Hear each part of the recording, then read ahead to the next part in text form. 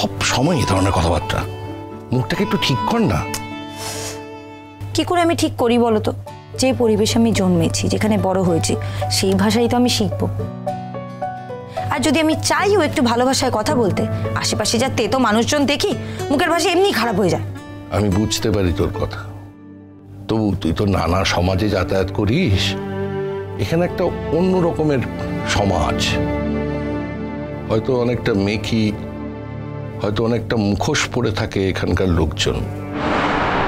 তবু এখানে মিশতে গেলে তো তোর ভাষায় কথা বললে চলবে না, এখানকার নিয়ম কানুন জানতে হবে তো। তা না হলে তুই এদের ওপরে উঠবি কি করে একদিন? আমার এদের ওপর ওঠার কোনো দরকার নেই, আমি যেখানে আছি আমি খুব ভালো আছি বড় মামু। যে মানুষ নিজেকে ছাড়িয়ে যেতে পারে সে মানুষই আসল মানুষ।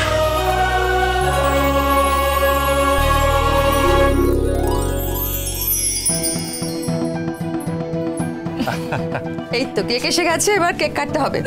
এই তোমরাও এগিয়ে এসো না।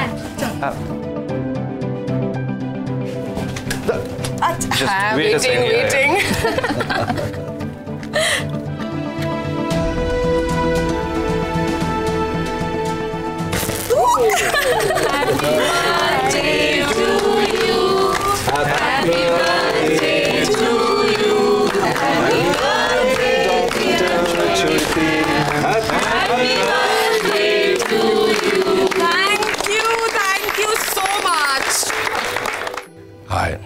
তোকে অপমান করার জন্য কোথাও নিয়ে যাচ্ছি না, তুই না গেলে আমার খারাপ লাগবে সেই জন্য ডাকছি।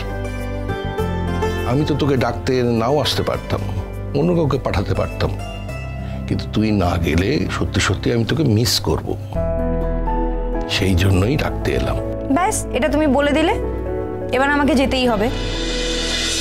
তুমি জানো তো, তুমি বললে আমি না করতে পারি না, কিন্তু এটা যদি তোমার ছেলে অন্য কাউকে পাঠাতো না, আমি নিশ্চয়ই বলে দিচ্ছি কখনোই যেতাম না।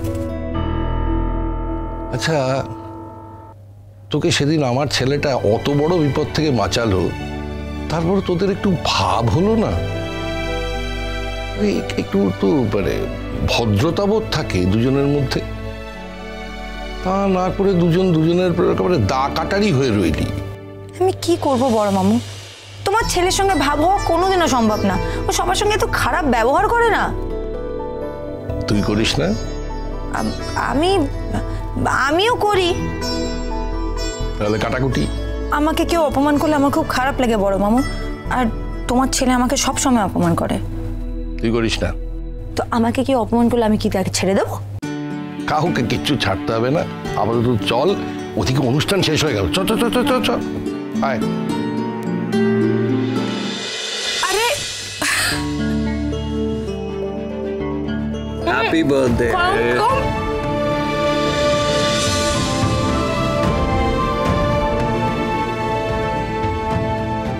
Thank you. তখন আমি পেশেন্ট দেখতে যাবো, এসব তো ধুয়ে নিবি। এত বড় একটা ট্রিট দিচ্ছিস তুই আমাকে, আমি তোর গালে একটু কেক লাগাতে পারবো না? এটা হয় নাকি? ভোলে বাবা পার করেগা, সোম থেকে রবি প্রতিদিন বিকেল 5:30টায় স্টার জলসায় ও জিও হটস্টারে।